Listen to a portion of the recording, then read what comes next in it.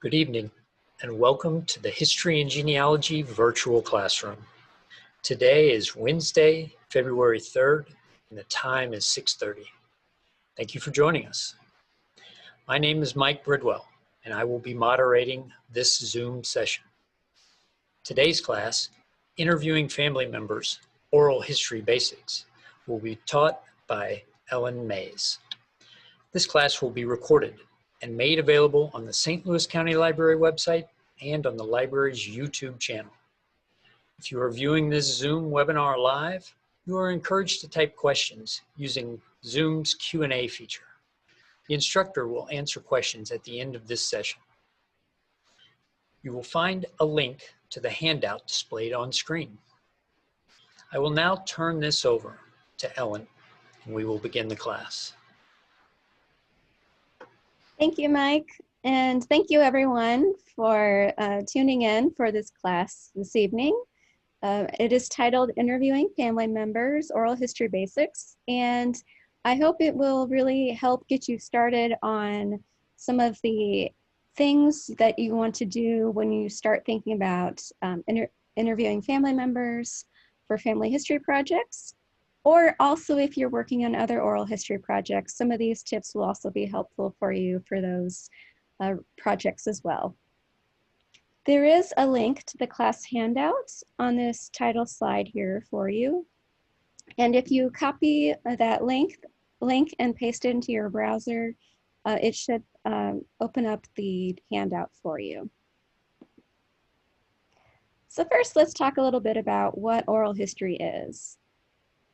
In essence, it is a dialogue with the past. You are talking to someone who has a first-person account of an historical event or person, and you're recording this interview so that other people can benefit from their experiences as well.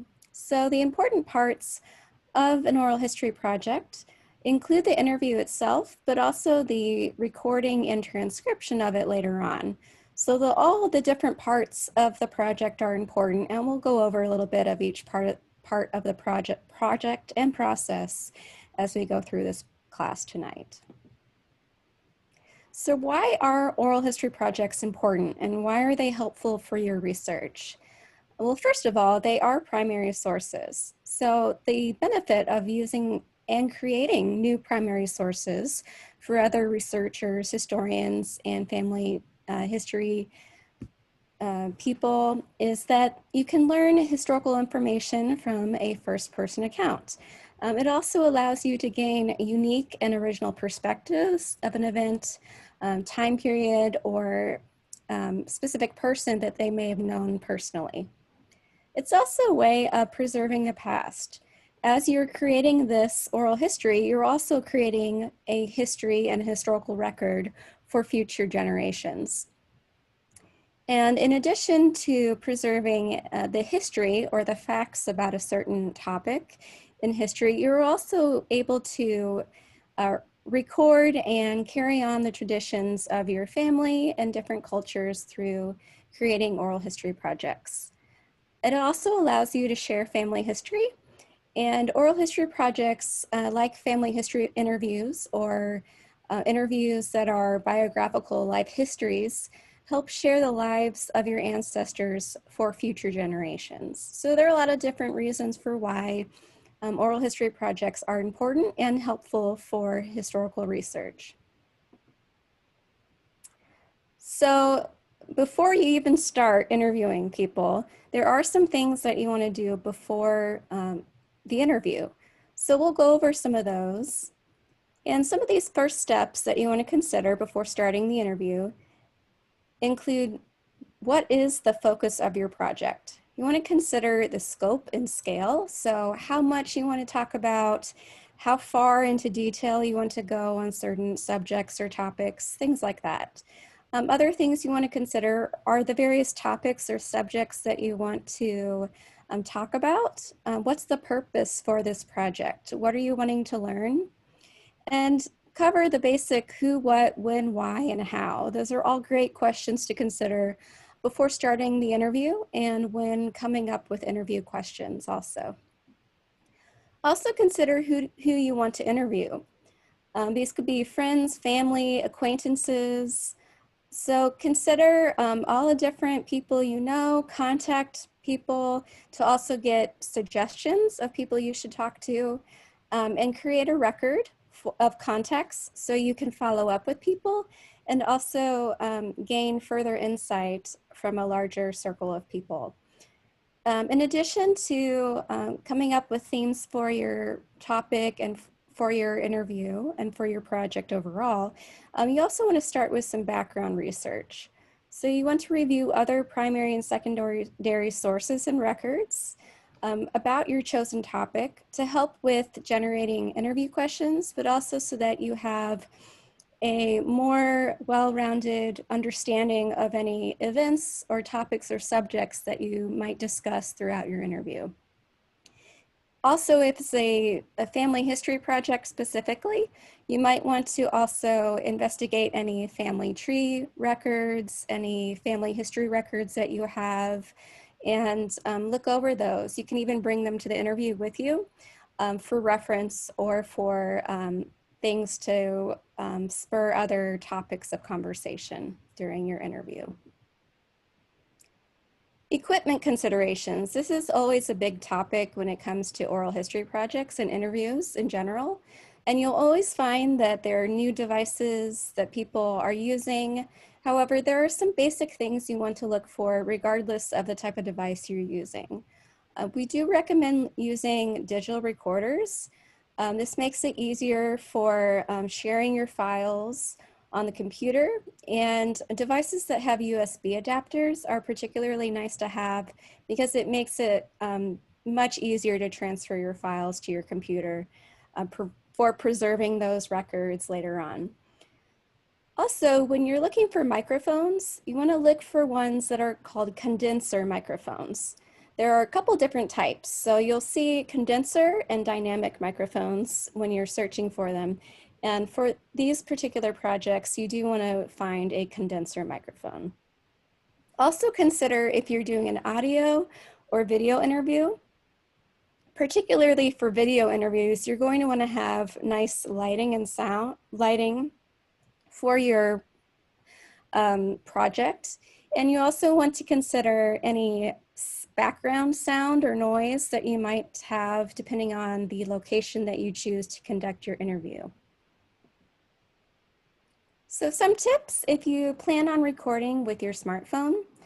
This is a great tool in itself, but it also is a good backup. So if you ever have like a digital recorder stop working, or you don't have a backup battery or charger, or your charger is broken or missing, or you don't have a place to plug it in to charge it, you can also use your iPhone or your smartphone. So there are some voice recorder apps that are free and also make it easy for later on when you need to transcribe, edit, and index your interviews. So on iPhone, you can access Voice Memo, which should already be preloaded as one of the apps on your phone. And then there's also another app that is available for both iPhone and Android called Rev. And it is a free app. They do offer other services you can add on, but for a basic recorder, they have a very good rating for that. Another one for Android is called Smart Recorder, and all of these are going to be listed on the handout for you, so you don't have to remember all of these or write them all down as I'm going through. Audio editing tools are also really helpful for a variety of reasons. You may need to edit the recording afterwards. So some great tools for that are Audacity and WavePad Audio Editor. Other things that are important to consider when you're working on a project like this is what kinds of things might come up that could have legal questions. So to think about some of these things, you may want to look at forms for having things such as a basic release form or consent form to being interviewed in the first place. In addition to that, you also want to consider a deed of gift form. And also copyright forms and things like that. We'll talk a little bit more about copyright in a second, but these are two sites I have on your handout for you, but they have some basic samples for what you could include in your own forms. And the thing I like about this is you can take bits and pieces from these samples and make them your own. Sometimes people forget this step, especially when you're interviewing family members, but it's a good thing to remember that when you're creating an interview, you are creating a record, and it is someone's personal account, and the transcription could also be used for publication later. So you definitely want to consider the legal aspects of a project like this.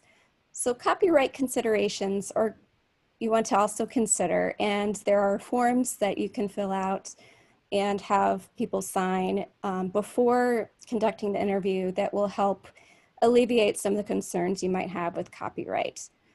So consider whether you're going to publish the interview or post it online. If you post it online, it is technically going to be published somewhere. So that is another thing to consider with the type of clause that you put into your copyright form.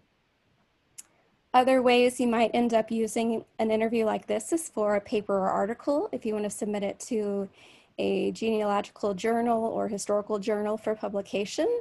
Those are great things to do with an interview like this afterwards. However, you still want to consider having a signed form in the event that you choose to do that. One great resource we do have at the St. Louis County Library, but a lot of other public libraries have this book as well, is A Guide to Oral History and the Law. And I have a call number for you there. It is circulating, so you can check it out from the library. We only have one copy at our library though, so you might want to see if you can get this sooner or later, but there are a lot of different libraries that have it, so you could also request it through Mobius or other means as well. But this is a great overview of the legal aspects of oral history and interviews, and I think it's a good way to kind of answer some of the questions if you're nervous about this aspect of interviews, and learn how some other organizations and other people have dealt with various aspects of legality when it comes to interviews.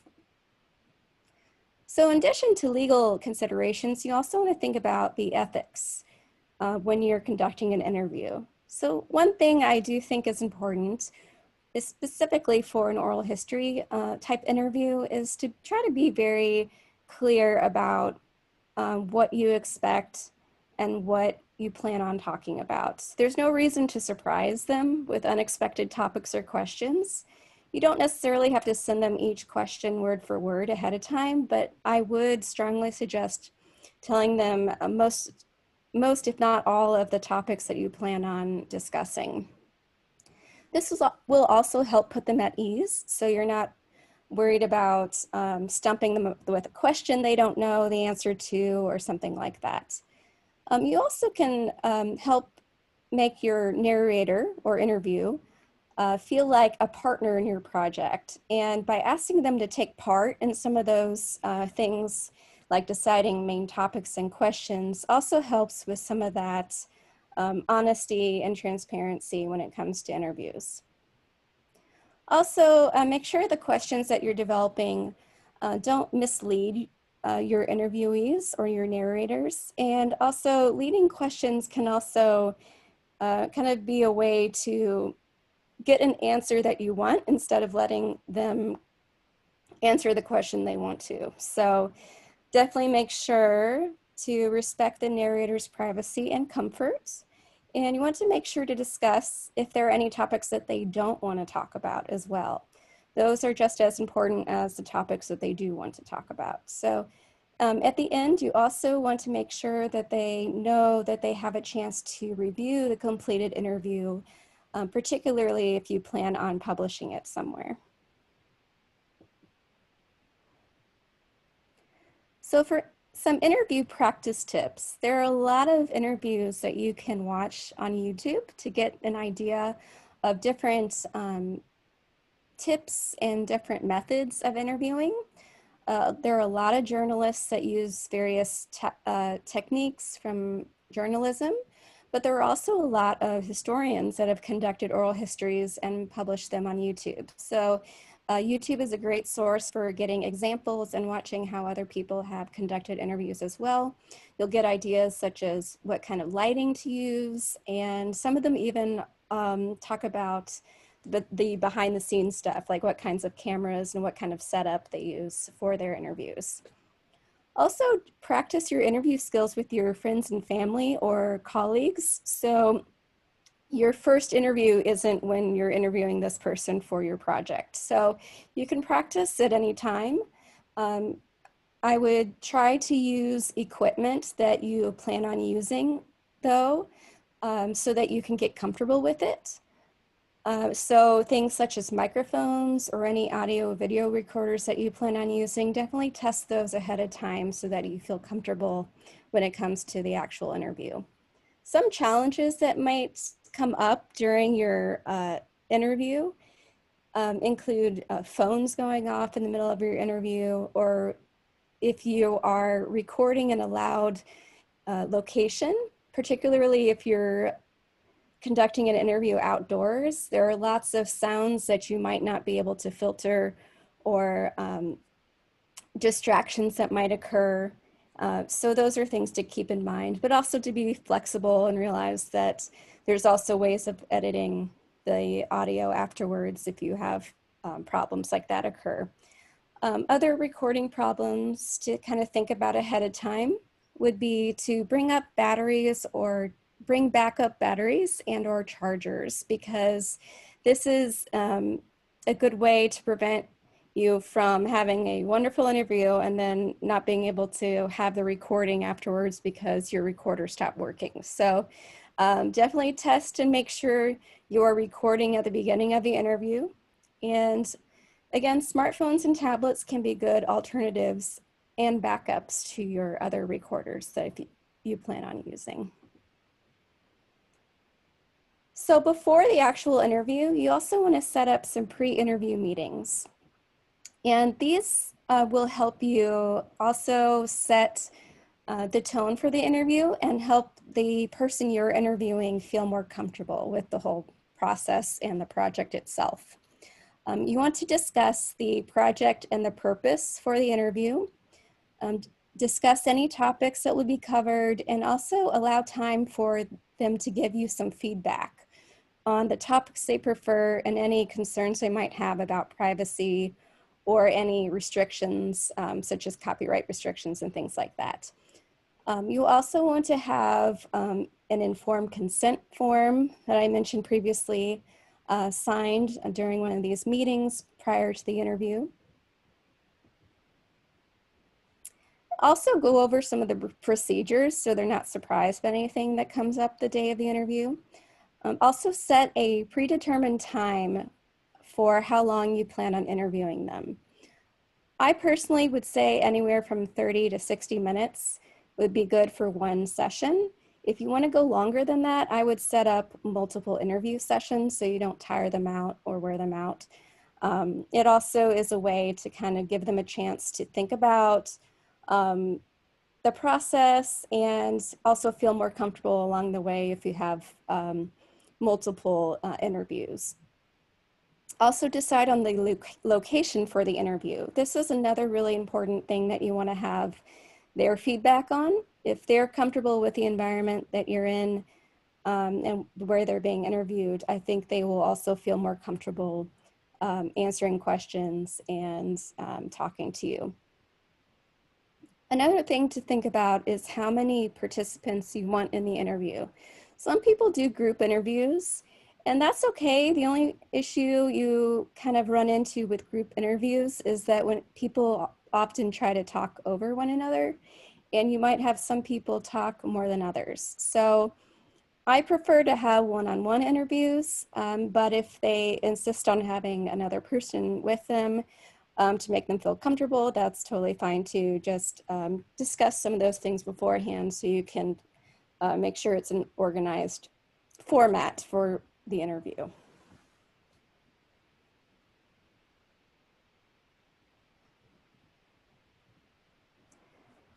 Some more meeting topics, these are also listed on your handout, is to ask about their own expectations for the project.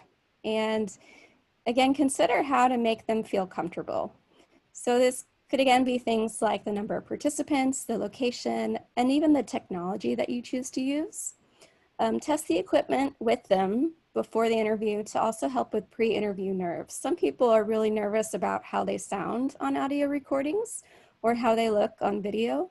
So they may prefer to do an audio over a video interview. So also give them options when it comes to things like that as well. Also keep a record of the meetings you have and make sure that you have a written record of any agreements that you make during the meetings.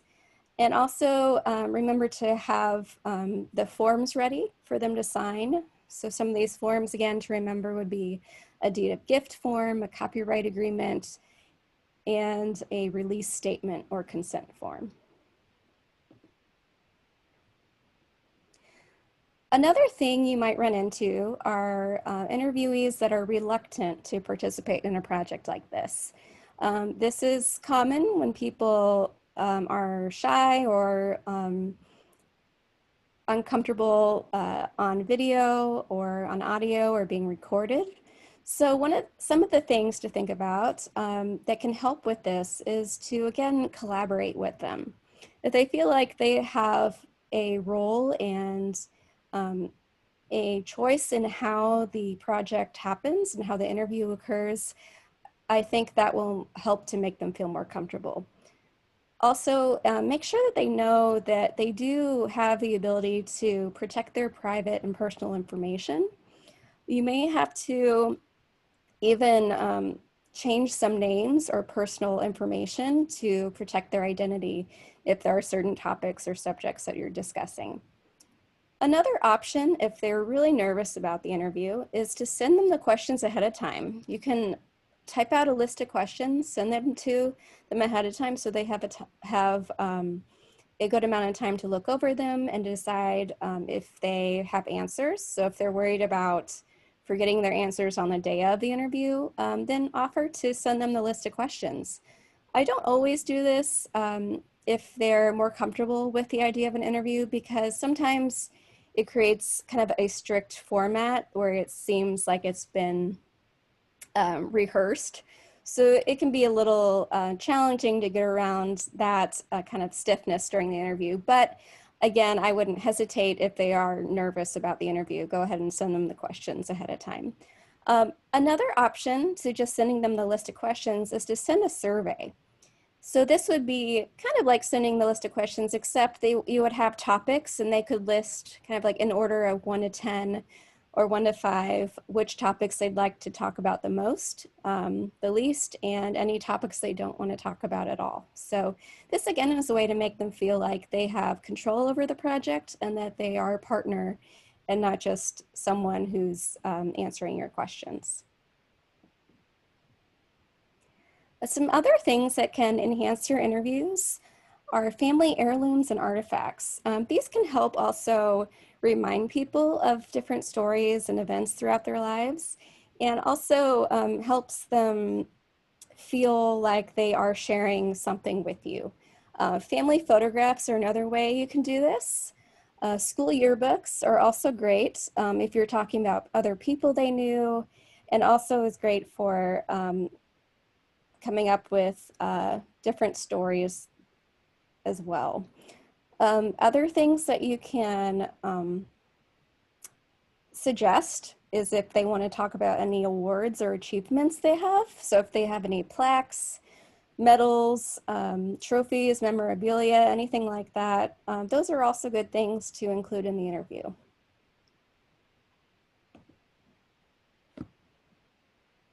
So interview formats, we talked a little bit about the difference between audio and video, but some of the things you want to consider when it comes to audio and video is With audio, less equipment is required. So this can be helpful if you're recording in different locations, particularly outdoor locations.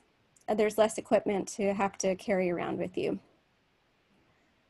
Video is helpful when you are using some things like photos and artifacts, because you can see the things that they're talking about, and also is a way to include those things in the interview itself. And again, some people may not feel comfortable on video, so definitely have options in the equipment that you have and be flexible in the type of format that you choose.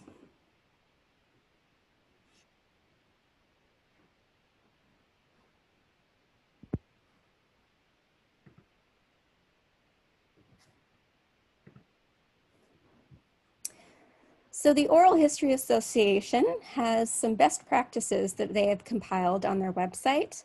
And these are some great suggestions that are accepted practices by a professional organization of oral historians. And the types of topics they cover include preparation. So again, things to do prior to the interview, and what to do during the interview, how to interview, preservation, so different aspects of how to preserve the record and how to save it and share it with other people.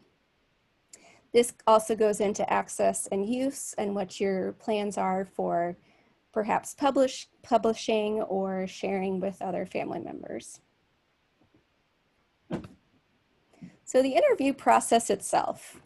Now we're coming to the part that a lot of people like talking about, because people have a lot of different experiences with interviews, from good experiences to bad experiences, as both being the person being interviewed or the person interviewing.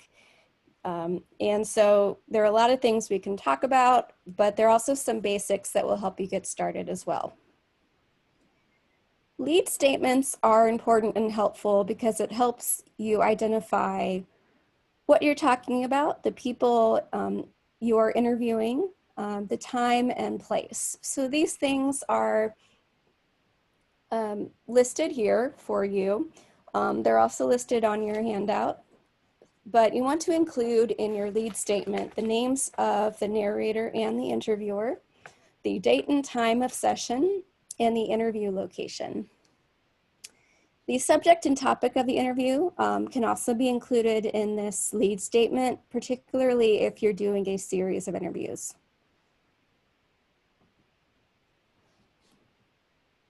So for interview styles, you want to have your own style, and that will make it feel more comfortable for you.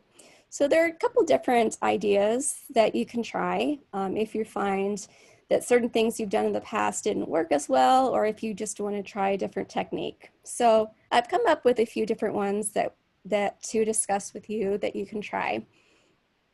So the Q&A style is a basic question and answer style of interview. It's good for very specific or narrow topics that you want specific details about. It helps to direct the conversation more. So if you want to stay on topic, or you're worried about somebody who might go on a lot of different tangents, this style can help with that as well. There are also a lot of different sample interview questions for family history interviews specifically that are listed in books and online. So this is really helpful for coming up with a list of questions ahead of time. Another style that you can use is a conversational approach. This allows for more open-ended dialogue between you and the person you're interviewing.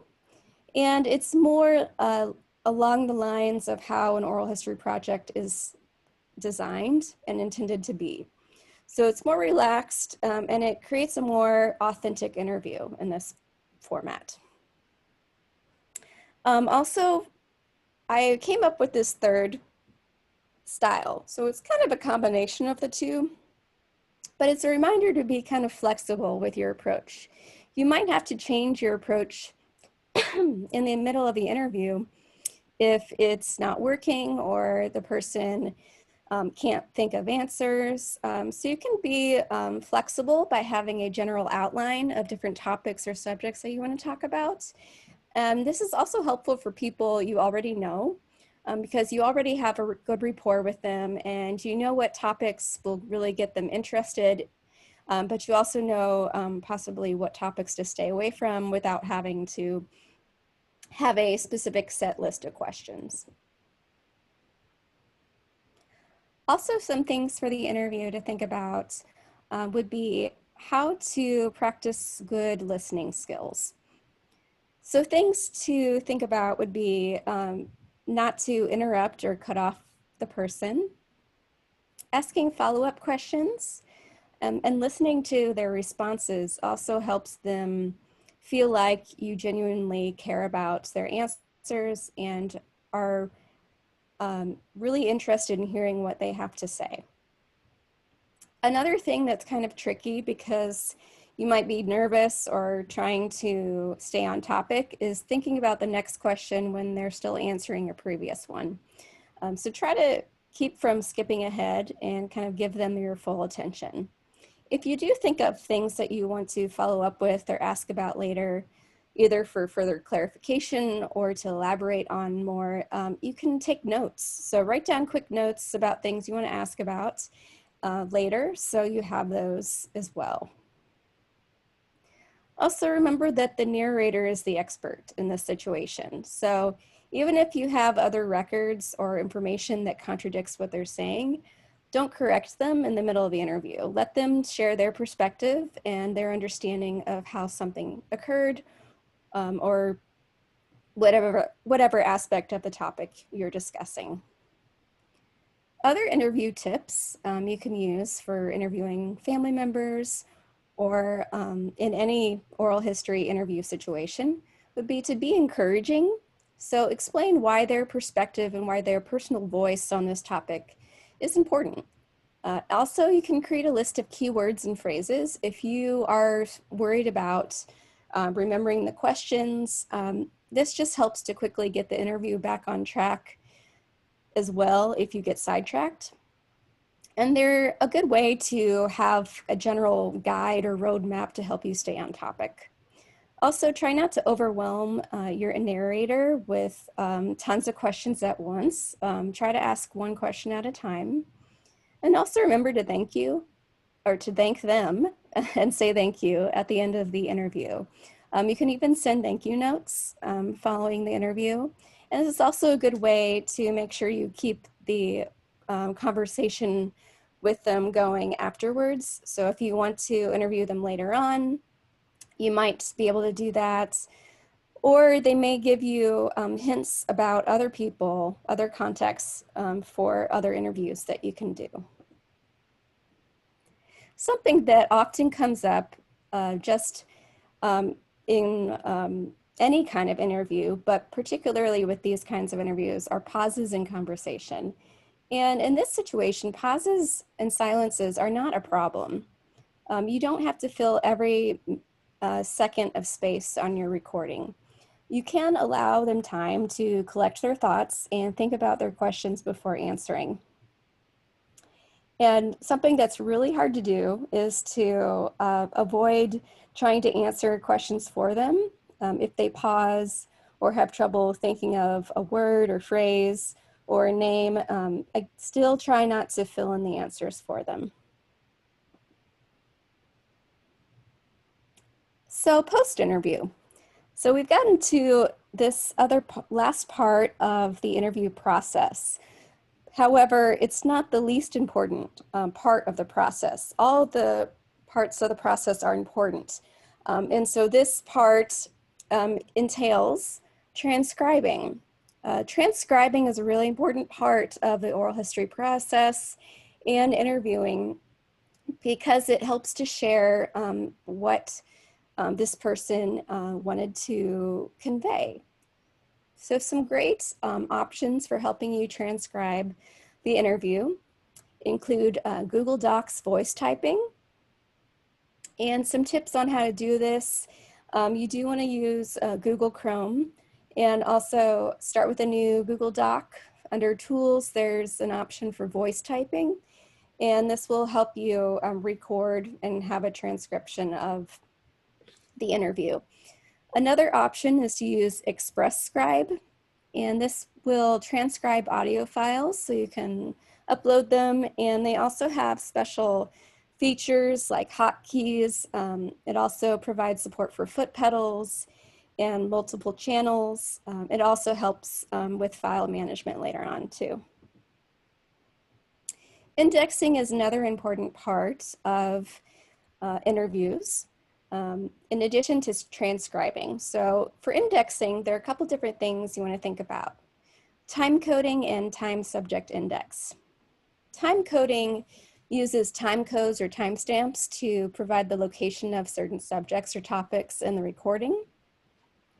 A different digital playback software will help you insert some of these track marks so you can annotate the sound files.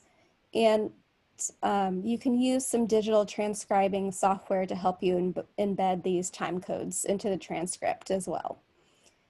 In addition to time coding, you also want to consider how to create a time subject index and to identify certain parts of the interview that you want to index.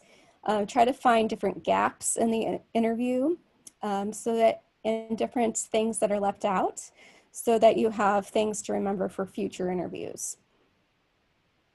Time subject indexes can also enhance the interview with correct spellings, names, and terminology if you want to add that on to the original interview.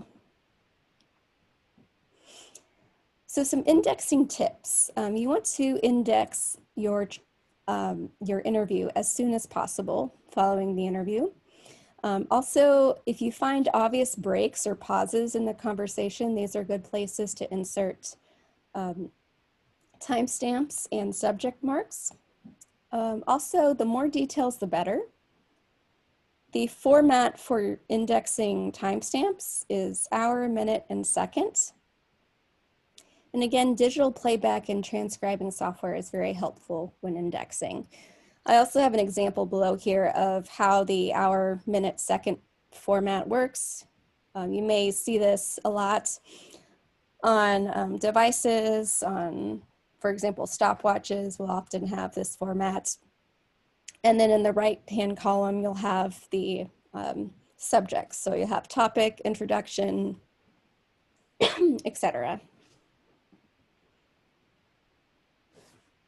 So future use.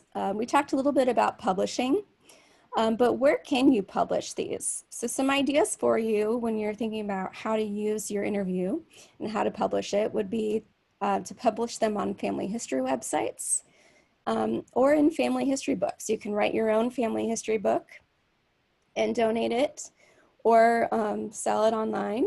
You can also publish them or submit them to genealogical or historical society journals. And sharing them is also a great way of continuing the history and the traditions that are mentioned in the interview. So save multiple copies so you can share them with family members. Another thing you can do if you have interviewed someone and you want to share it with a larger community is donate it to a local history organization or historical society. A lot of museums and libraries and archives also have oral history collections that they collect from different people. So those are some ideas for when you're trying to figure out what you want to do with the interview after you're done. Some more resources for you if you want to go into even more detail with oral history projects. Include several books that we have in our library collection. One of them is called Oral History for the Family Historian. It's by Linda Barnacle, and it's a great overview, but it also has some specific ideas for what to ask and how to ask various questions. The Oral History Workshop by Cynthia Hart and Lisa Sampson is another great resource, as well as Doing Oral History by Donald A. Ritchie. All of these books are available for checkout and are great additions to this class, and also will help further your knowledge about oral history projects. There are also an abundance of online resources for oral history, specifically for family history projects and interviews. There are websites such as Family Tree Magazine that go through a lot of specific aspects of family history interviews and how they might be different or required various techniques or methods for conducting family history interviews. However, Baylor University has a great introduction to oral history on their website. It's a manual that is freely accessible. You can download and print it, and it has information on each of the topics we talked about tonight, and it goes even further detail about various aspects, including preservation and critiquing interviews and editing and things like that. If you're looking for very specific reviews and suggestions for audio equipment, you can visit the Vermont Folklife Center online. They have a digital audio field recording equipment guide that's very helpful. These links again are included in your handout. If you don't have one or didn't receive it, send us an email and let us know, and we'll make sure to get that to you as soon as possible. There are also a lot of blogs, articles, and websites that are focused on family history. And an important aspect of family history projects are the family history interviews themselves. This specific link will take you to an overview of all the various blogs that, blog posts that Family Tree Magazine has on their website. And these are great resources for you to continue your project and your research. There are also a number of organizations that you can contact, and they have often conferences that you can attend, online workshops, other classes you can take to continue working on your projects and to enhance them. So the Oral History Association is very popular and well respected. They have a lot of this information on their website, in addition to other resources and other organizations you can contact. There's also an International Oral History Association, in addition to various regional organizations. So if you have an interest in a specific a region for historical records and events, you can look for some of the information provided with these various regional organizations.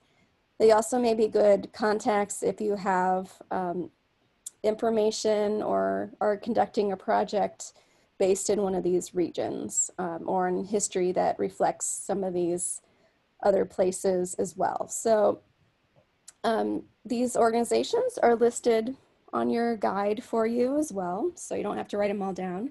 But definitely check out the Oral History Association website. They also have links to other resources that you can read later on and follow up with. So thank you for listening to me. I hope some of what I went over helped you at least get started and gave you some good ideas for starting your own projects.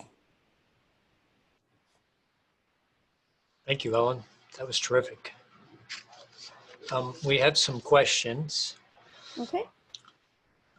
First, are there special interview techniques one should consider when interviewing adults 65 and older?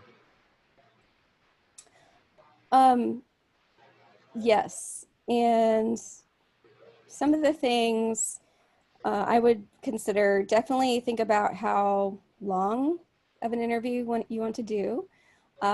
I think multiple sessions at a shorter amount of time would be best and probably easier to do that. Also consider like bringing things like artifacts or photographs, because that can also help with remembering things and events, and also for just more conversation and more topics.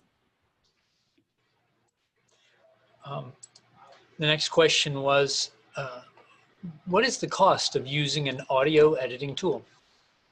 There are some free ones. Audacity is actually a free audio editing tool and software program. They have some other advanced features you can add on, but they're great as a beginning tool for editing audio. Due to COVID, how are interviews being conducted since face-to-face is limited? A lot of people are using Zoom like we are tonight. And it isn't the only platform you can use. There are a lot of different webcasting options that you can do. FaceTime can even work. You just need to have an ability to record the session. So that's a great point. And also I think that will continue to change and improve as people are kind of forced to do it virtually. However, there are some things that are going to be different when you do it virtually. It may be a little harder to kind of feel a connection with the person you're interviewing. They may not feel as comfortable using technology, and you may have more technical glitches. And I'm sure you all have experienced some of those with this technology we're using now. But just remember that you have an end goal, and so the interview itself doesn't have to be perfect, you know, and the more interviews you do, the more comfortable you'll get doing it. That's true. Just a comment, this is excellent, one of the best webinars I've heard through the library. What are some things a person should consider if they are thinking about using Zoom for interviewing? I mean, you've covered some of these things already. Yeah, I mean, I can talk about that a little bit more. I think Zoom, I would definitely do some interview practice with them. So schedule times ahead of the actual interview where you just practice talking back and forth using the Zoom platform. And that way it won't be the first time they're using it when you interview them for the actual interview. You can have multiple meetings, multiple practice sessions, just, you know, be respectful of their time and what works for them. But I think the more times they have the chance to test out the program, the more comfortable they're going to be with it. And sometimes the technology itself is the biggest hurdle to overcome when it comes to an interview. Right. Are there any, and feel free to follow up with this with any questions, any things you all have run into technology-wise or with Zoom or with interviewing that have made it challenging for you? Any specifics? Yeah. And while we're waiting to see if anyone would like to respond, another person asked, is this recording available? And it will be. I don't know what the turnaround time is, but usually within a few days, our manager will post this video online. You can either watch it on YouTube or you can find it at our website. And there were a couple of questions that I answered earlier. One was about the handout, and I just mentioned that we can email them a copy if they send us a request through email. And let's see.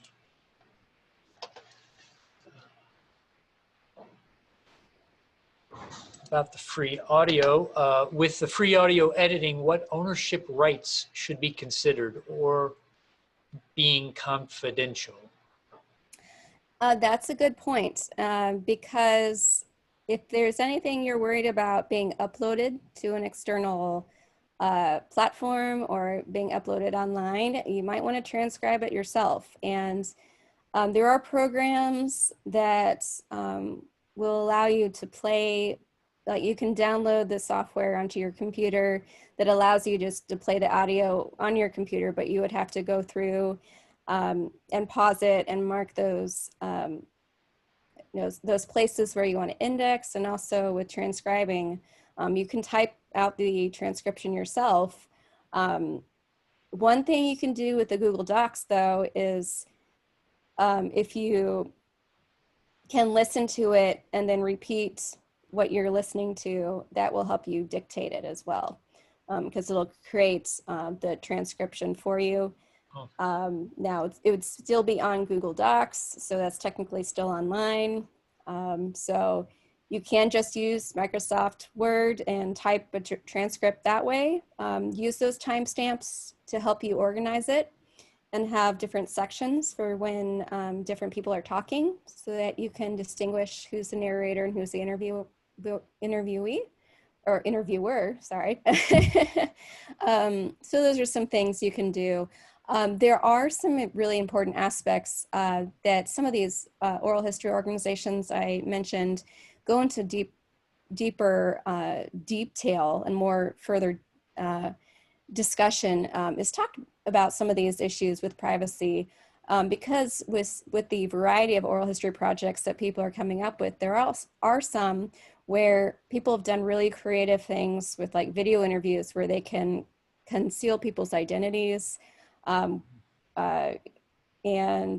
change people's names, change the sound of their voice. So there are some really cool things you can learn through some of these organizations. So I definitely suggest seeking some of them out because they have great resources, discussions, and things like that that will help further your knowledge and options for different things and different situations you might run into with interviews. Can you please give the deed or gift form or website? It is not in the handout. Yes, I can.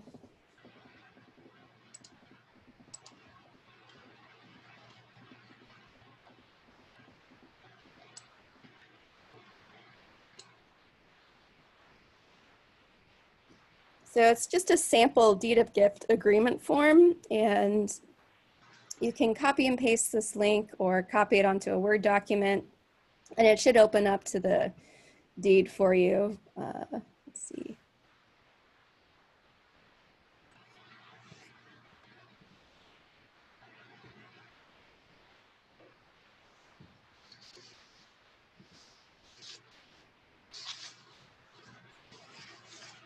I don't know if you can see my screen or not still. It's white right now.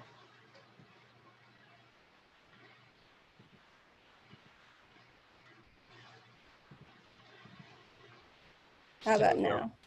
Okay. Yep. So this is the link that the Columbia Library guide for the oral history deed gift agreement form.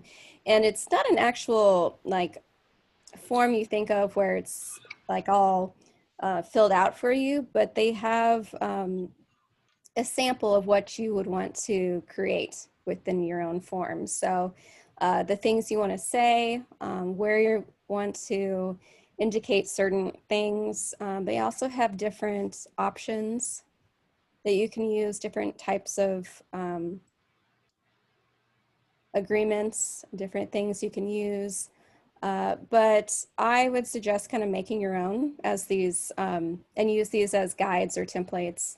But there are also some templates in the books I referenced. I think the Oral History Workshop has some that you can copy or scan. And if you have trouble finding those, contact me or email the genealogy department and we can send you scans of some of those pages. So if you want some more specific examples, we can do that too.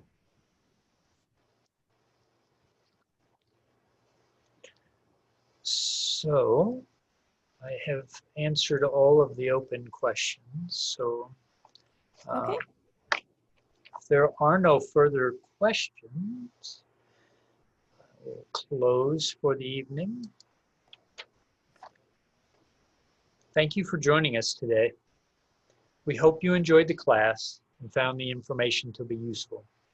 If you have further questions or comments, please feel free to contact History and Genealogy at 314-994-3300 or by email at genealogy@slco.org. If you are watching live, I remind you that this class has been recorded and will be made available on the library's website at www.slcl.org/genealogy and the library's YouTube channel. If you're watching this on YouTube, we invite you to like this video and post a comment below. This ends the webinar. Have a good evening.